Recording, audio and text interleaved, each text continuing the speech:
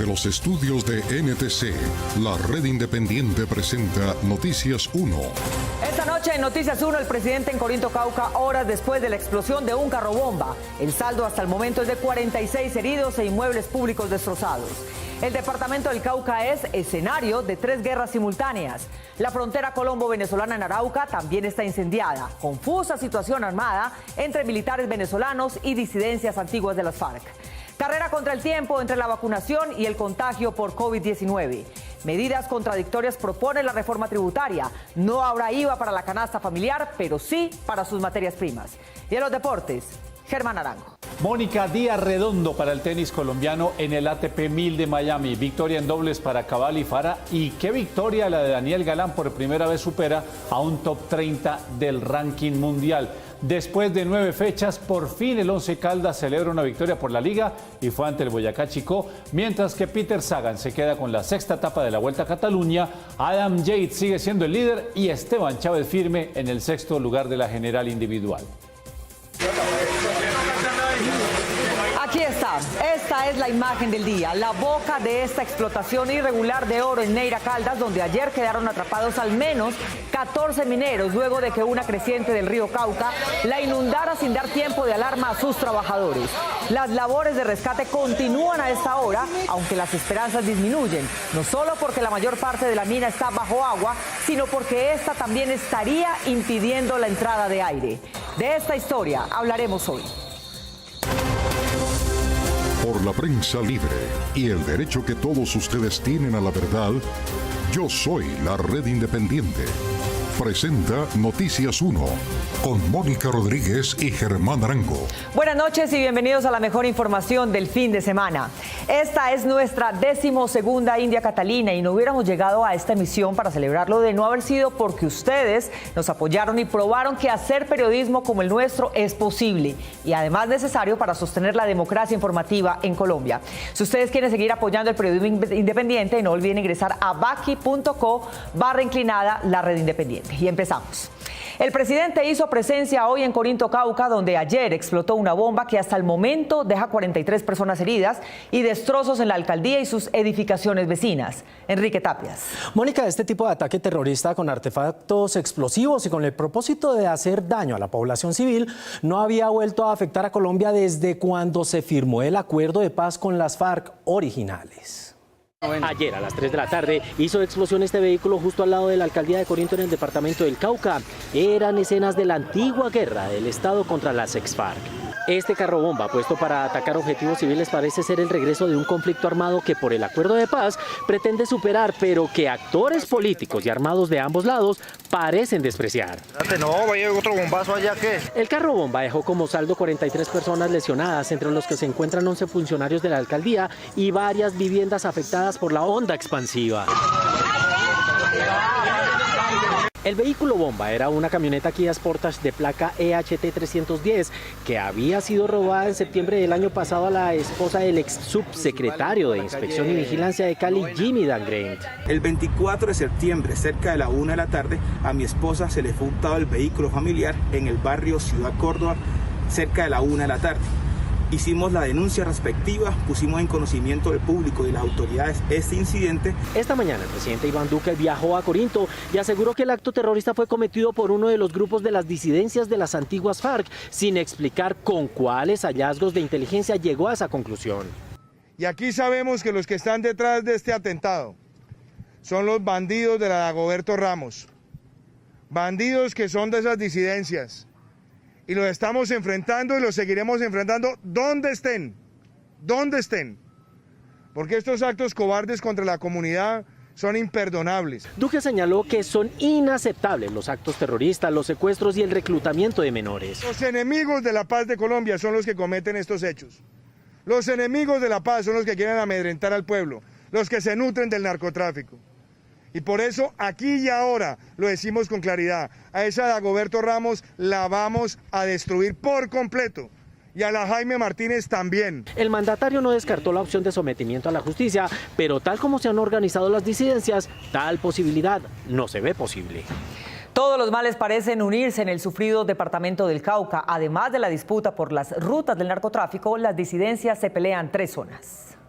El departamento del Cauca enfrenta 3 guerras, la primera de ellas en el sur, sectores de Argelia, Balboa, Bolívar, El Patía y el Cañón del Micay. Una disidencia de Gentil Duarte que se hace llamar el Frente Carlos Patiño, la guerrilla del ELN y otros 2 grupos del narcotráfico que operan en la zona. Una guerra a muerte y que tienen jaque al municipio de Argelia. La segunda, en el norte del departamento, abarca los municipios de Toribío, Jambaló, Caloto y Corinto, donde antes del proceso de paz operaba la columna Jacobo Arenas de las FARC. Ahora hay una columna que llaman la Dagoberto Ramos. Es hegemónica, domina la zona y está en disputa con las fuerzas militares. Algo que pasa es que las fuerzas militares están totalmente inoperantes en esa región. El tercer escenario de guerra en el Cauca se vive en el costado del Pacífico y afecta todo el departamento. Está el Clan del Golfo, está bajando el ELN desde la zona de Buenaventura y también hay una disidencia de las FARC que sube desde la costa pacífica nariñense. El personero de Corinto le dijo a Noticias 1 que la disputa armada en una de las zonas en conflicto en el departamento caucano se inició después del acuerdo de paz por la disputa de los grupos que no entraron al proceso de los terrenos abonados por las antiguas FARC. Una vez culminado este proceso de paz, pues ya hubo una disputa territorial entre disidencias de las FARC y EPL y ya ese territorio hoy en día es dominado pues por estas disidencias que hoy en día se hacen denominar la Dagoberto Ramos. Según el personero, la violencia es permanente y los asesinatos van en aumento por cuenta de los ajustes de las rentas del tráfico de drogas que mantiene a sus habitantes sumidos en el miedo. Hay mucha zozobra, mucho temor, no solamente esos atentados, también los homicidios. El homicidio en el municipio de Corinto es muy alto. Yo creería que es uno de los municipios con mayor homicidio a nivel nacional. El personero de Corinto, que vela por el respeto a los derechos de los civiles, señaló que la presencia de la fuerza pública en el departamento es insuficiente para protegerlos de la guerra recrudecida en este territorio. Una confusa y peligrosa situación vive la frontera colombo-venezolana a la altura de Arauca desde hace una semana, cuando militares de ese país se enfrentaron en combates con las disidencias de las antiguas FARC. El domingo pasado, disidencias de las extintas FARC combatieron con las Fuerzas Armadas Bolivarianas de Venezuela en territorio de ese país. El choque armado entre los 2 grupos, que se presentó en el sector de la Caromoto, municipio fronterizo José Antonio Páez, tuvo un saldo de 2 muertos y 14 heridos de tropas venezolanas y la captura de 32 disidentes colombianos en zona de la nación vecina. Mire, acabaron con la salida de la victoria. Horas después, y cuando la Cancillería del gobierno Duque se pronunció sobre los combates en la frontera, el gobierno de Maduro dio una interpretación contraria a la de Colombia. Es un hecho comprobado el abandono de las fronteras por parte del Estado colombiano, otorgando un consentimiento más que táctico a las actuaciones de diversos grupos criminales que operan en la zona. Según Maduro, Colombia ha dejado abierto y descuidado de vigilancia militar, a propósito, un corredor fronterizo para que bandas ilegales colombianas desarrollen allí actividades criminales, con el fin de deteriorar el clima político de su país. Maduro también ha dicho que en lugar de atacar a la población civil colombiana, la está protegiendo del sometimiento que quieren imponerles las disidencias de las antiguas FARC. El martes pasado, los mismos disidentes de la exguerrilla colombiana atacaron con explosivos la sede de la aduana en el corregimiento La Victoria, en el venezolano estado Apure.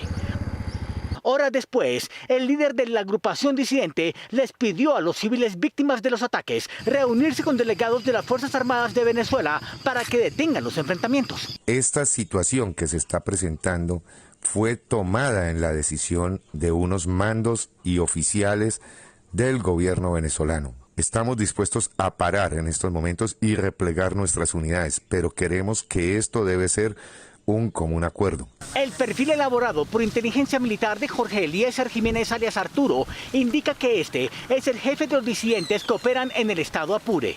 Ingresó a las FARC hace 34 años. Fue capturado en 2004 por inteligencia de la Brigada 16 en Maní Casanare. Fue dejado en libertad en 2017 y un año más tarde atacó con explosivos a infantes de Marina en Arauquita. Los enfrentamientos en el estado Apure han obligado a 4.000 colombianos y venezolanos a desplazarse al departamento de Arauca. Porque no podemos permitir que se queden acá por mucho tiempo, ya que eso nos va a generar un tema de orden público en nuestro departamento. Según la versión que circula popularmente en la región, en cambio, el gobierno de Maduro estaría aliado con la agrupación de Iván Márquez, que a su vez estaría interesada en debilitar a los otros disidentes de las antiguas FARC. El peligro para la población civil es mayor por cuanto los militares venezolanos creen que los habitantes del lado colombiano están aliados con los enemigos del régimen de Venezuela y que estarían participando en ataques a objetivos económicos de ese país, como instalaciones eléctricas y edificios estatales. En el fondo de la confrontación entre la frontera colombo-venezolana parece estar una lucha interna entre agrupaciones disidentes de las antiguas FARC. Por un lado estaría la de Iván Márquez con supuesto apoyo de Maduro y por el otro la de Gentil Duarte y otros buscando controlar pasos fronterizos. La situación de orden público en diferentes regiones del país podría empeorar por los enfrentamientos armados que se están presentando entre antiguos frentes y bloques de las extintas FARC. Por los últimos acontecimientos presentados en el estado Apure del vecino país de Venezuela. Este hombre, identificado por inteligencia militar como Carlos Eduardo García Telles, alias Andrei, agente político de las disidencias del Frente 33, que hace parte de la organización de Gentil Duarte, rechazó la presencia de otras disidencias en territorio venezolano que en los últimos días sostuvieron combates contra la Fuerza Armada Bolivariana en el estado Apure. Pues a los guerrilleros de las FARC-EP, el hecho de ser bolivarianos no nos da el derecho de suplantar las fuerzas militares del vecino país. Que el revolucionario que no defienda a su patria, pero que esté metido en problemas de otras naciones, no debe ni puede llamarse heredero del legado de los marquetalianos. Otro grupo de exguerrilleros que estaría a punto de entrar en confrontación contra organizaciones también disidentes de las FARC es el dirigido por Germán Amado Porras, alias Cipriano González, ex jefe del Frente 25, quien desde el año 2010, bajo órdenes del Mono Jojoy, intentó tomarse sectores de Bogotá, entrando por la región del Sumapaz. Alias Cipriano encabeza hoy un nuevo grupo con presencia en Meta y Caquetá, regiones donde también hay hombres de Gentil Duarte y de alias El Paisa, jefe militar de la disidencia de Iván Márquez. A partir de la fecha, regreso de nuevo a la lucha armada en vistas de que las causas económicas, sociales y políticas que dieron origen al conflicto armado continúan vigentes. En territorio venezolano, Iván Márquez, jefe de la disidencia Segunda Marquetalia, rodeado por hombres equipados con armas de última generación y uniformes y arneses de la Guardia Nacional, grabó este video en el que anunció que adelanta un plan estratégico. La vía de las armas y la vía del gran acuerdo político nacional. Y aunque en este camino se haya desatado la tormenta de la traición, la meta sigue allá, esperando. Hoy, desde Corinto, Cauca, donde presuntamente otra disidencia de las FARC activó un carro bomba, el presidente Iván Duque tuvo expresiones de rechazo a estos mensajes. Hemos visto el día de ayer y el día de hoy uno de esos videos tartarinescos que produce el comandante ese de las FARC, de las disidencias de las FARC, el señor Márquez. Él los hace desde Venezuela, es que hace esos videos y quiere intimidar al país con ese tipo de expresiones. Ellos no son revolucionarios de nada, son delincuentes, criminales. El comandante de las fuerzas militares, general Luis Fernando Navarro, está al frente de las operaciones simultáneas que se adelantan contra las disidencias en varias regiones del país. 2021, Noticias 1, Mejor Noticiero Nacional. 12º galardón a los mejores. Recibir el 12º India Catalina como mejor noticiero nacional es el mayor reconocimiento al inquebrantable derecho que tenemos todos a la verdad. El periodismo por definición es un contrapoder y quienes así lo ejercen le cumplen a la sociedad y solamente a ella le rinden cuentas. Muchas gracias a todo el equipo de Noticias 1 por honrar su profesión. Y especialmente gracias a ustedes, queridos miembros de la Red Independiente, por acompañarnos cada fin de semana, por creer en nuestro sueño y por elegir la independencia. Por 12º año, gracias por elegir la independencia. 14 mineros de Irra Risaralda quedaron atrapados en una explotación irregular de oro en Neira Caldas, cuando ayer se creció el río Cauca y de repente inundó los socavones y su entrada. Las intensas lluvias acompañadas de tormenta eléctrica que cayeron la tarde de ayer sobre el centro occidente de Caldas aumentaron el caudal del río Cauca, lo cual generó que sus aguas inundaran una mina de donde se extrae oro ubicada en el municipio de Neira Caldas, vereda El Bosque, que comparte límites con el corregimiento de Irra, departamento de Risaralda. zona de difícil acceso. Allí quedaron atrapados al menos 14 hombres mineros informales, entre ellos 3 extranjeros, según el reporte más reciente de las autoridades locales. Personas que humildemente ejercían esta actividad minera para buscar cómo subsistir. La cifra es preliminar, de acuerdo con el número de personas que han sido reportadas como desaparecidas en distintas poblaciones contiguas al sitio de la tragedia. 8 de los desaparecidos responden a los nombres de Edwin, Milton y Diego Tabarquino, Edwin Gómez, Juan Bautista, Sandro Escarpeta, Samuel Tapasco y Sebastián Trejos. Un equipo de salvamento minero de la Agencia Nacional de Minería, en conjunto con bomberos, defensa civil y policía, adelantan las labores de rescate. Sin embargo, el difícil acceso a la zona, que solo se puede hacer en yebos, como se le conoce a los vehículos informales adaptados para rodar sobre los rieles de un antiguo ferrocarril, han retrasado los trabajos que no paran desde ayer, cuando un sobreviviente logró dar aviso en la población más cercana, ubicada a 40 minutos de camino. La mina tiene 17 metros de profundidad. Señalan los expertos que la presión del agua habría llevado a los mineros muy cerca de la montaña y no del río Cauca.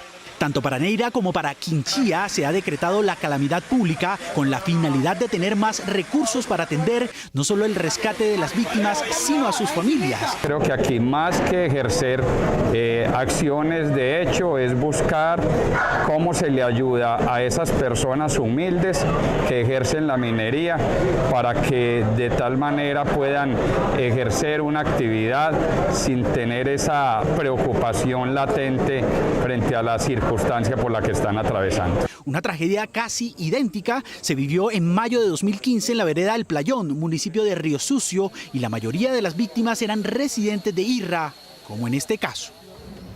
Aunque Colombia está lejos de sus cifras de contagio de agosto y enero pasados, cuando llegamos a un pico de 400 muertes diarias por COVID-19, las cifras comenzaron a subir desde mediados del mes y ahora la carrera es por inmunizar a los más vulnerables. Camilo Galán. Mónica, la vacuna evita muertes por COVID y en Bogotá y las regiones más juiciosas ya están vacunando a los mayores de 80 años y a este ritmo, cuando llegue el pico, lo estarán también los mayores de 70. La gráfica que muestra el histórico de casos diarios reportados indica el inicio de lo que sería el tercer pico de contagios en el país. En los últimos 3 días, las cifras han aumentado en promedio 1.000 casos por día. Ayer el reporte fue de 7.395 y hoy el país reportó 8.254 nuevos casos. Los casos activos en el país también aumentaron a 40.675, pues hace una semana eran de 35.716.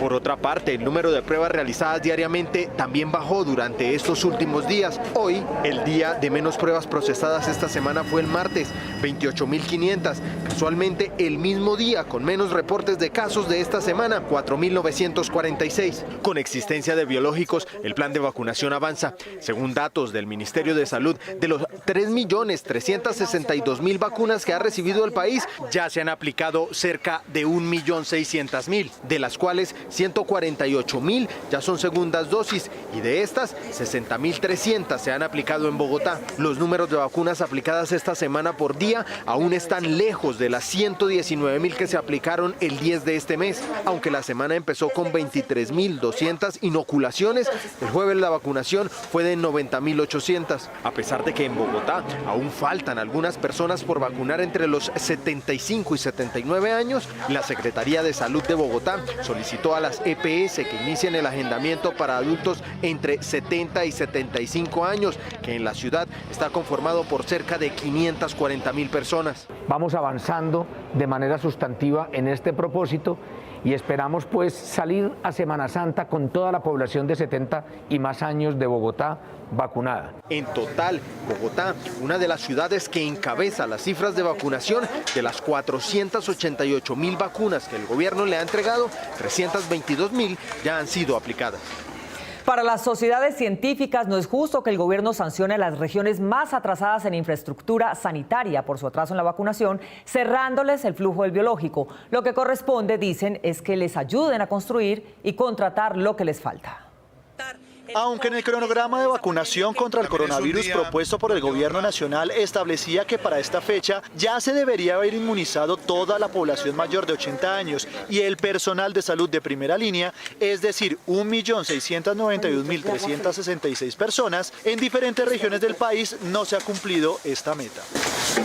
Por el lento ritmo de vacunación en Buenaventura, Amazonas y Chocó, entre otros departamentos, el Ministerio de Salud expidió una resolución en la que determina que no entregará más vacunas a los territorios que no hayan superado el 64,93% de aplicación de las dosis asignadas. Los expertos cuestionaron esta medida. Estos territorios que están atrasados, pues son territorios que están atrasados no por capricho o porque lo hagan mal a propósito, perezosos, digamos, sino realmente son territorios pues que no tienen capacidad, e históricamente ha sido así y están recibiendo un castigo, digamos, por su abandono y su atraso histórico. La especialista en Derecho Médico de la Universidad del Rosario, Diana Bernal, aseguró que el gobierno debió anticipar este problema en las regiones más apartadas del país. Hoy, más de un mes después, nos damos cuenta que esa es una realidad y que los territorios, la logística no les iba a dar. Y el Estado, de alguna manera, eso tuvo que haberlo previsto.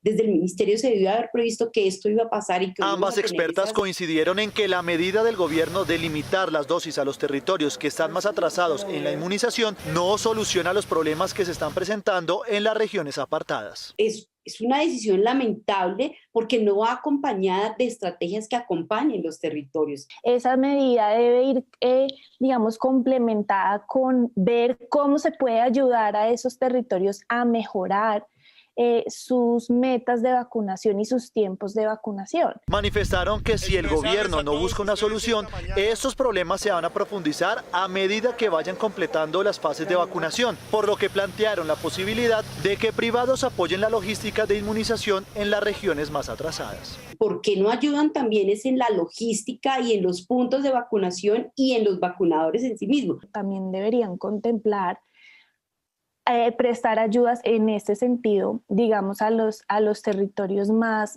atrasados. Aunque el presidente Duque anunció que para el 17 de abril espera que haya más de 3 millones de vacunados en el país, las expertas aseguraron que será poco probable cumplir la meta gubernamental de inmunizar a 35 millones de habitantes a final de este año.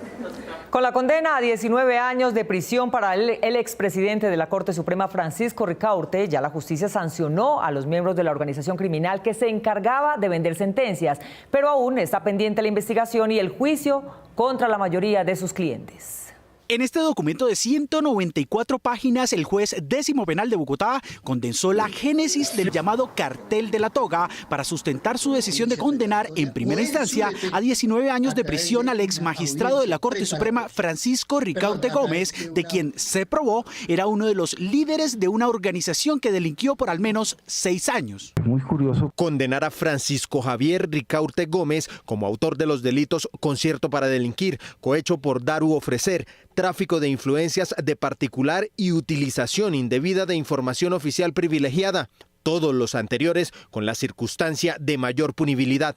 En Bogotá, según la Fiscalía, al menos desde el año 2013 y hasta 2016, Ricaurte y José Leonidas Bustos, este último actualmente en libertad en Canadá, promovieron y dirigieron la organización y eran los encargados de hacer contactos y conseguir los clientes, generalmente políticos, especialmente congresistas y gobernadores, de quienes se supiera que tenían indagaciones, investigaciones o procesos en su contra que fueran adelantados en la Corte Suprema de Justicia o en la Fiscalía General de la Nación. Eso no es cierto.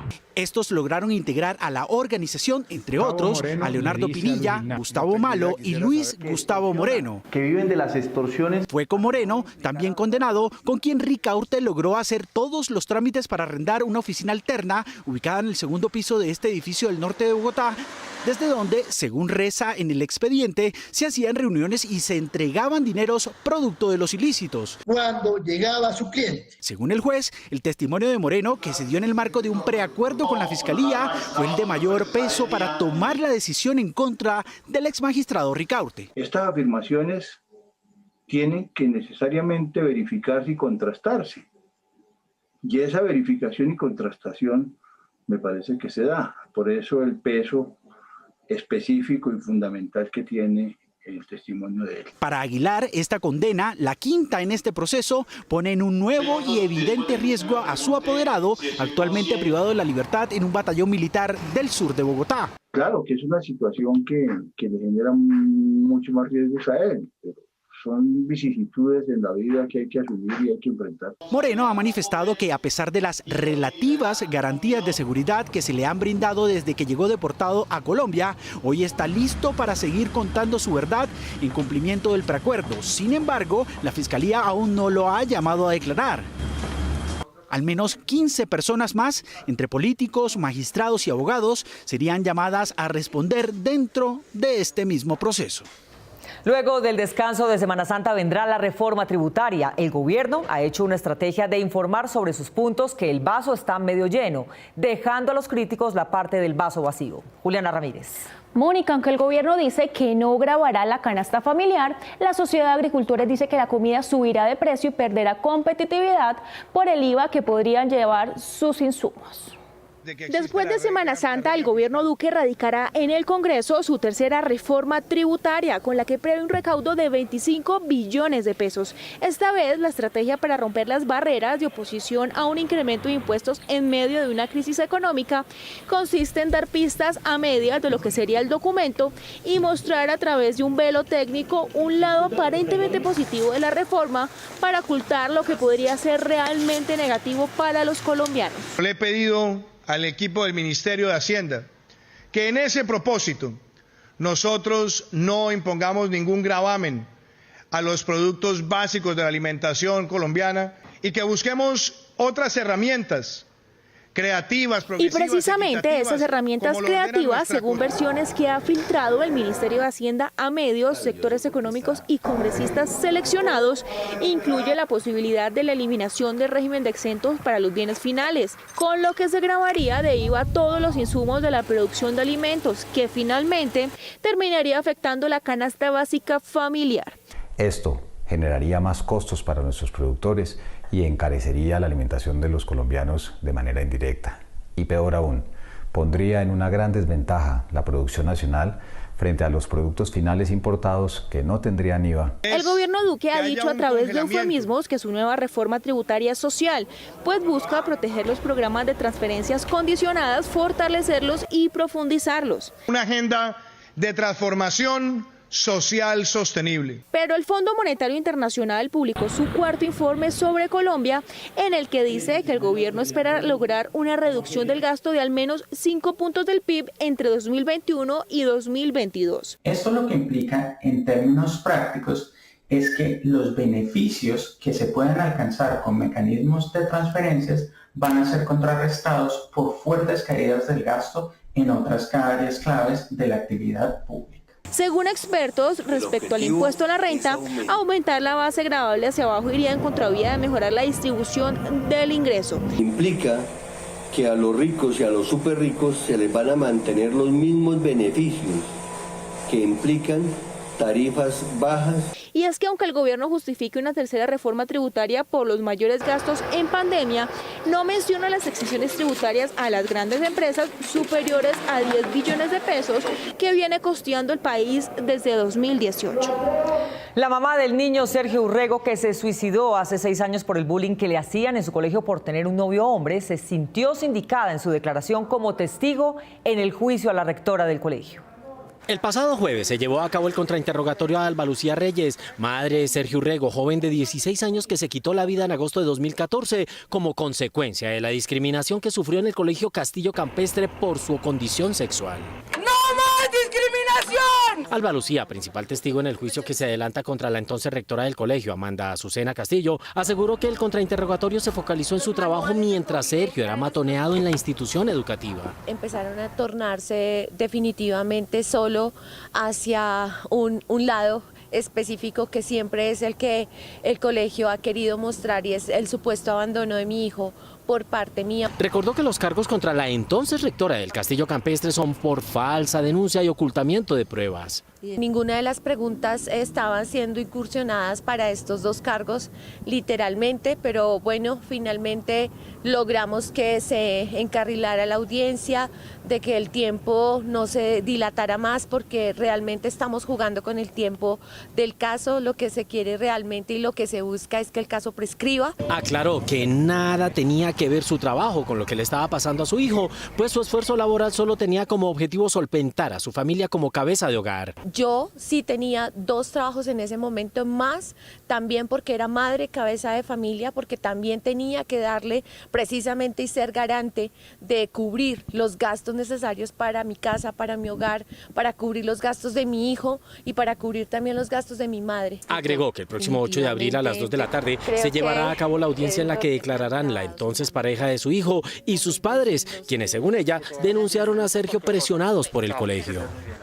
La OCDE comparó el desempeño de los quinceañeros en la prueba PISA y los mejores resultaron siendo los de Estonia, Canadá y Japón, lo que indican los indicadores. El índice Mejor Vida de la OCDE analizó qué porcentaje de estudiantes han perdido las 3 pruebas PISA de matemáticas, lectura y ciencias, y encontró el mayor en Brasil, seguido de Colombia, México, Costa Rica y Chile. Esto indica que tendremos que corregir al adulto. Esto es lo que indican los indicadores.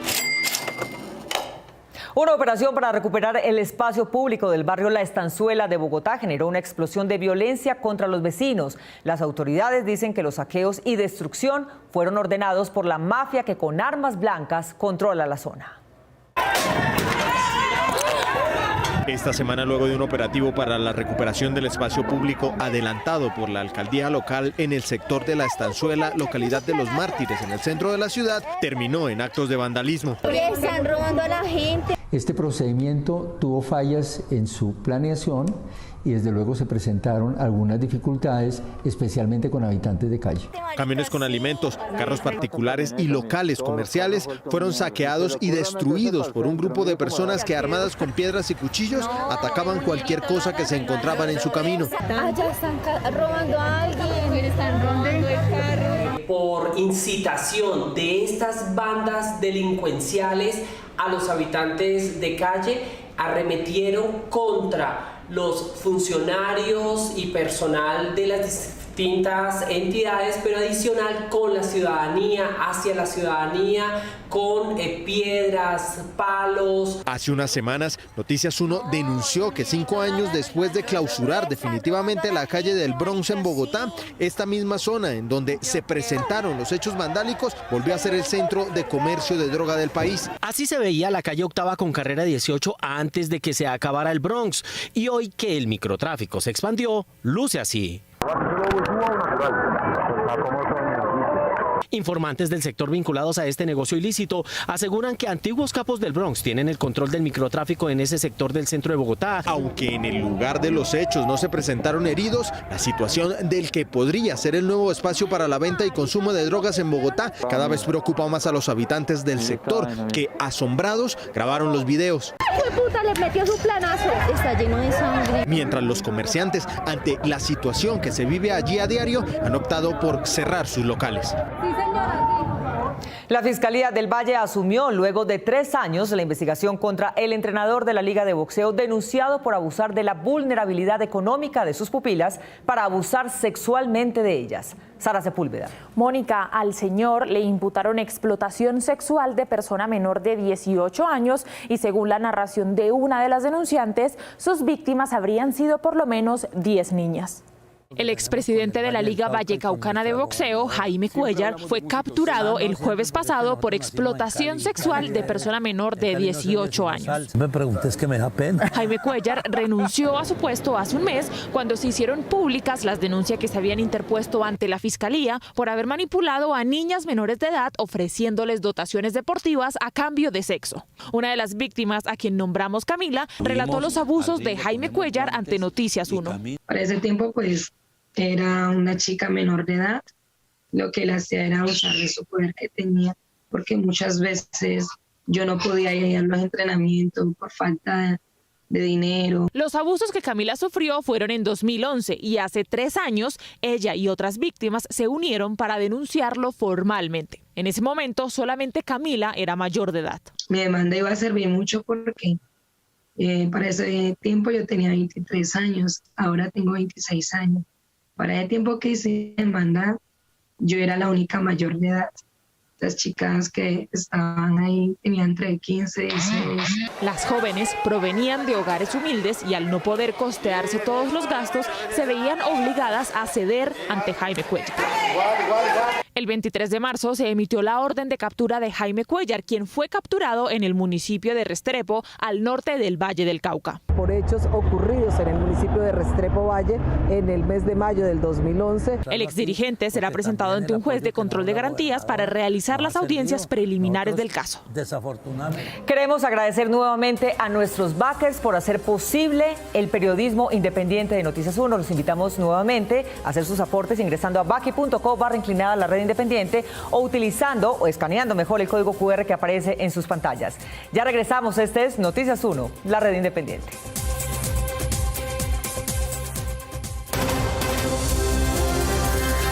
...2021... Noticias 1, mejor noticiero nacional. 12º galardón a los mejores. Recibir el 12º India Catalina como mejor noticiero nacional es el mayor reconocimiento al inquebrantable derecho que tenemos todos a la verdad. El periodismo por definición es un contrapoder y quienes así lo ejercen le cumplen a la sociedad y solamente a ella le rinden cuentas. Muchas gracias a todo el equipo de Noticias 1 por honrar su profesión. Y especialmente gracias a ustedes, queridos miembros de la red independiente, por acompañarnos cada fin de semana, por creer en nuestro sueño y por elegir la independencia. Por 12º año, gracias por elegir la independencia.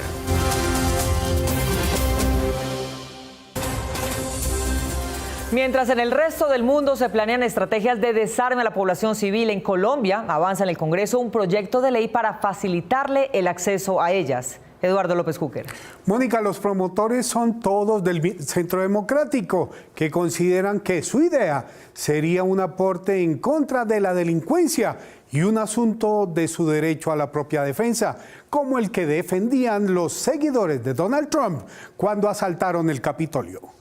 Cada año los colombianos se sienten más vulnerables. Con un video en el que se muestran diferentes modalidades de atraco. El 99% de los homicidios se producen con armas ilegales. La senadora María Fernanda Cabal y el representante Cristian Garcés del Centro Democrático promueven un proyecto de ley para facilitar la tenencia y porte de armas por parte de civiles, según ellos, con un solo propósito: facilitar el derecho a la legítima defensa. El representante del Valle del Cauca señala que la normatividad vigente no les permite a los ciudadanos acceder a las armas legales para autoprotegerse. Ha restringido de manera radical la posibilidad de acceder al porte de armas legal por parte de ciudadanos que tienen problemas de seguridad. Un estudio de la Fundación Ideas para la Paz señala que en los últimos 30 años el número de armas en poder de civiles pasó de 1,5 a casi 5 millones, mientras que los delitos cometidos con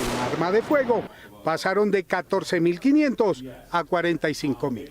La experiencia colombiana demuestra que esa fue la puerta de entrada para la generalización de bandas armadas y de organizaciones de autodefensa y paramilitares. Parlamentarios de diferentes partidos consultados por Noticias 1, que prefieren guardar sus argumentos para cuando arranquen los debates en el legislativo, consideraron inoportuno e inconveniente el proyecto de facilitar la tenencia y el porte de armas. Necesitamos que ese proceso sea un proceso riguroso, que sea un proceso con cierto grado de dificultad para que no tengamos tantas armas ni legales ni ilegales circulando en el país. El representante a la Cámara por Bogotá, Mauricio Toro, por su parte, señaló que pretende reducir los controles y requisitos a la tenencia y porte de armas.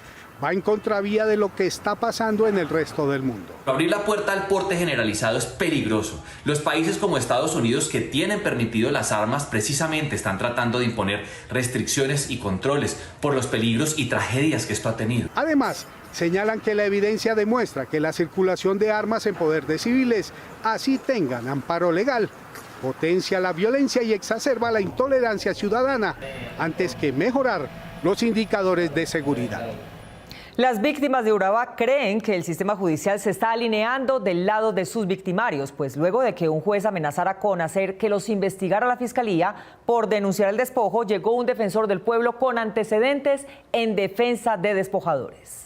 El juez segundo de restitución de tierras de Apartadó, Alejandro Rincón Gallego, quien es más conocido por su revictimización y maltrato a las víctimas del conflicto armado en el Urabá antioqueño que por sus fallos judiciales. Quiero que vuelva a responder, o si no, concurso ya a la fiscalía lo de ella.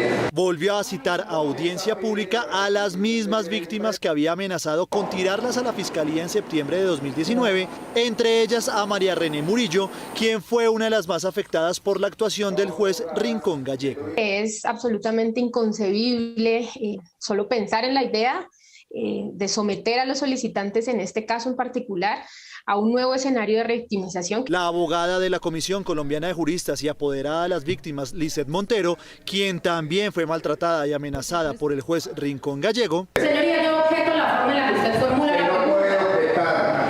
Aquí simplemente está con un juez. También la pidió usted a la fiscalía, señora abogada. Aseguró que las víctimas se sienten angustiadas porque sus casos los lleva a la misma persona que los revictimizó. Las víctimas manifestaron un total desacuerdo y una inconformidad enorme por tener que regresar en el marco de su proceso de restitución de tierras ante este mismo funcionario. Es por esto que la apoderada decidió recusar al juez, porque representa una amenaza para el proceso y para las víctimas. Formulamos una nueva recusación que no nos ha sido concedida a la fecha, pero que tiene como consecuencia procesal la suspensión al menos de estas audiencias. Debido a esta recusación, las audiencias quedaron suspendidas hasta ser resueltas. Sin embargo, las víctimas y sus abogados solicitaron que se cambie de juez y que se resuelvan las denuncias penales y disciplinarias que interpuso desde el 2019 la Comisión Colombiana de Juristas, que aún no han sido resueltas. No ha existido por parte de las autoridades responsables de investigarlo la celeridad para poder establecer cuáles son las consecuencias tanto civiles, penales y disciplinarias dentro del proceso de restitución.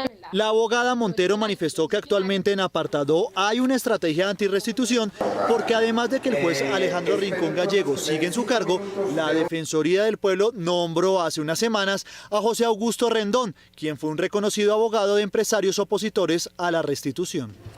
La armonía de un grupo depende menos de las palabras que entre él se pronuncien que de la capacidad de sus individuos para entender a los demás por sus gestos, silencios y emociones. La capacidad para percibir a las personas más allá de sus palabras es lo que se conoce como inteligencia emocional. Los ojos, los gestos, los movimientos de una persona, los tonos de su voz nos cuentan de cómo es una persona y cómo abordarla. Cómo tomo decisiones identificando las mías, las propias, desde cualquier punto de vista, las muy buenas, las menos buenas, que nos pueden avisar de una u otra manera, eso está mal, está bien, sobre todo en las relaciones, como lo dije anteriormente, el otro y los otros. Este conocimiento de las emociones mejora notablemente la interacción con las demás personas. Además, sirve para controlar e identificar emociones que no son tan buenas, como la ira, el dolor, la rabia, etc. Y eso se ve reflejado. La manera en que usted llega, la manera en que usted trata a las personas es distinto que, ¿qué le pasa? ¿Qué fue? ¿Por qué viene a mí? O muy distinto, hola, ¿qué tal? ¿Cómo está? ¿Qué necesita? Estas emociones también van acompañadas de expresiones verbales y no verbales que se relacionan con el pensamiento, el ser y el hacer y que vienen desde el mismo momento en que nacemos. Por esto, la importancia de estar orientados afectiva y emocionalmente. En todo el proceso de socialización desde que se nace estamos haciendo uso de nuestra inteligencia emocional, pero algunos los deprivan, otros no tienen unos buenos modelos de aprendizaje y de relacionamiento afectivo y las consecuencias es, por ejemplo, el pánico escénico, los temores, las paranoias. Identificar la inteligencia emocional lo va a orientar a la hora de tener una dificultad, la toma de una decisión, solucionar un conflicto y evitar que algunas puertas se cierren. Una iguana del río Magdalena resolvió la duda de todos los colombianos, los que teníamos los colombianos, sobre su modo de calmar la sed.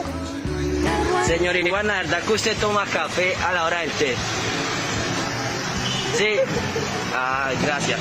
Y la iguana tomaba café a la hora del té. Señor Iguana, ¿verdad que usted toma café a la hora del té? Sí. Ay, gracias. Nos vemos en las redes sociales y mañana domingo a las 8 de la noche aquí en Cable Noticias con las mejores noticias del fin de semana. A ustedes, como siempre, gracias por elegir la independencia. Feliz noche.